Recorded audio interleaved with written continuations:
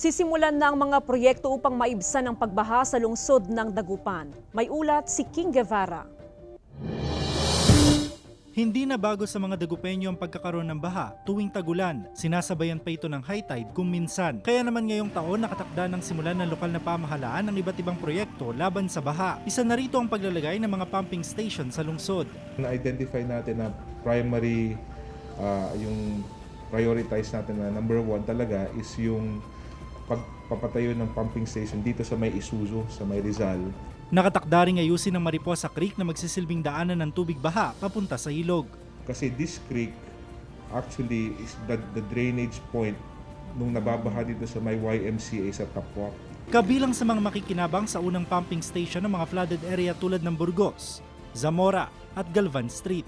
Pati yung Galvan, yung baha natin dito sa may gilid ng City Hall, we can now rechannel it back to the Mariposa Creek tapos ipapump palabas dun sa ilog. Malaking tulong daw ito sa tulad ni Aling Vivian na apektado ang negosyo tuwing may baha. Pag naayos yung creek doon, pwede na hindi kami kakaba-kaba na maano kami ng baha. Nasa 3 hanggang 4 na pumping station ang ilalagay sa downtown area.